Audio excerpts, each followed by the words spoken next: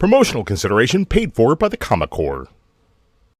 Welcome to Dru Manchu's Comic Book Reviews. I'm your host, Dru Manchu, and today we're going to be looking at House of X number 2. This is a whole lot to unpack, so let's go ahead and jump into it.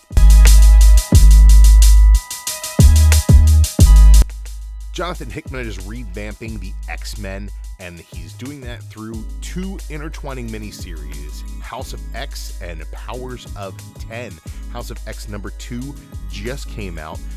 The first issue sees Xavier and all the mutants with a singular vision for the future. The Powers of 10 book shows us 4 different timelines: the far-flung future, the 100 years in the future, the present day, and then the past, where Xavier meets Moira McTaggart and has his idea for the X-Men. We find out in this issue just who and what Moira McTaggart is. This is the lives and times of Moira X. It starts off with her as a child. She lives a life. She dies, and she's reincarnated, living her same life over again. Kind of a Groundhog Day mutant situation. She retains all of her knowledge from her previous life as she moves into the next life. She lives her life over again and realizes that she must change it every time. So she goes through different phases of her life, one of which where she decides that she needs to rid herself of this curse of being reincarnated over and over and over again, and she develops a mutant cure. She is then approached by the Brotherhood of Evil Mutants. We get Mystique and Pyro, and a new mutant I've never seen before called Destiny. This must be a first appearance of Destiny. Let's spec on that one, gang. First appearance of Destiny, House of X number 2. Destiny can tell the future, and she basically tells Moira that she knows what she is and what she's been through, and in her next life she must do what she can to help her kind, not hurt her kind. So Moira goes into the next life looking for Charles Xavier. She lives with the X-Men throughout all their trials and tribulations, and then she dies the same way that she would have anyway at the hands of the Sentinels. Then she decides that she's going to approach Charles again in her next life and tell him everything she knows. Through all this knowledge, he becomes an extremist, but still, at the end of the day, they die by the hand of the Sentinels. Then she decides that since that didn't work, she's going to hunt down all of the Trask family, kill their bloodline. Then she realizes that that AI is inevitable, is a discovery, not an invention, and they were merely the first family to do so. If they don't do it, somebody else will, and she dies the same way at the hands of the Sentinels. This makes her an extremist, so in her next life, she lives with Magneto, and that ends poorly again. So she lived with Xavier in a couple different lifetimes. It didn't work out. She tried the Magneto approach, and that didn't work out. So what is the last straw? Survival of the fittest, and she teams with Apocalypse. And guess what? That didn't work out. So after all this, she decides that she's seen all of the angles, and she has a solution. Her and Charles Xavier are going to break all of the rules. So when we go into House of X number 1, we are seeing the enacting of Moira McTaggart's final plan. This is an incredible story.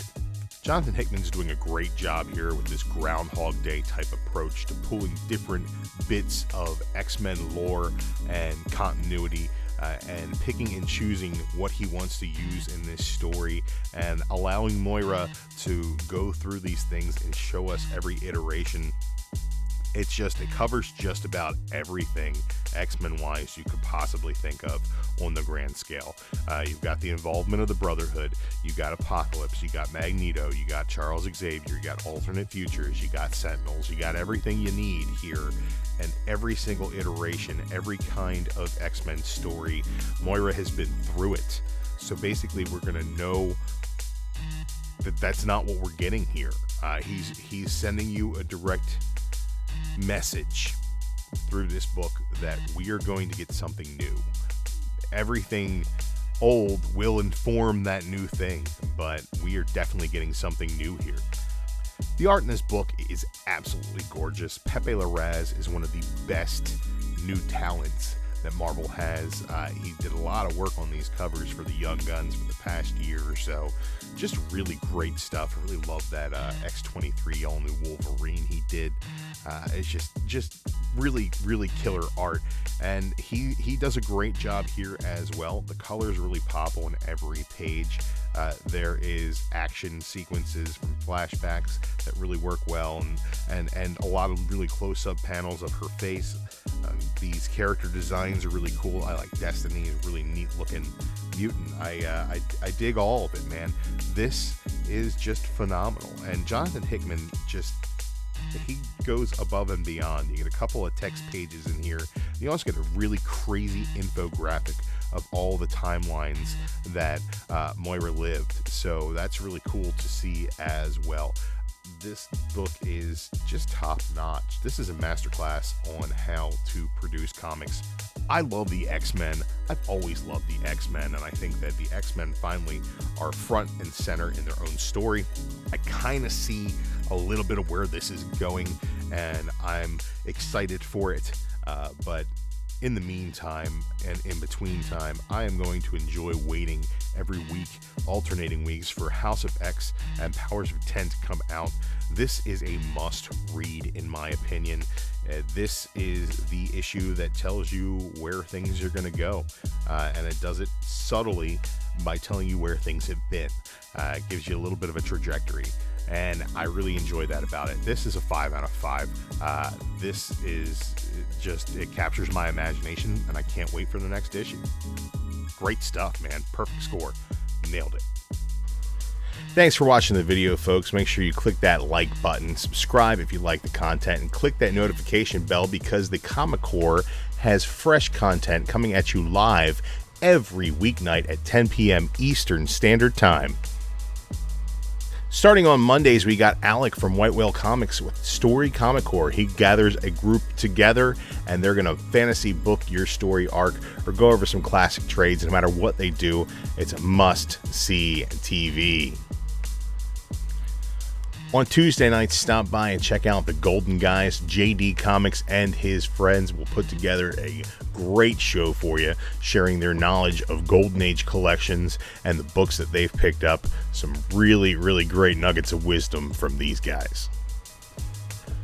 On Wednesday, stop by for the B Show. The Blue Brand gives you the best on-the-rails new comic book day conversation that you could possibly ask for with Comic Core Unlimited. That's every Wednesday at 10 p.m. Eastern.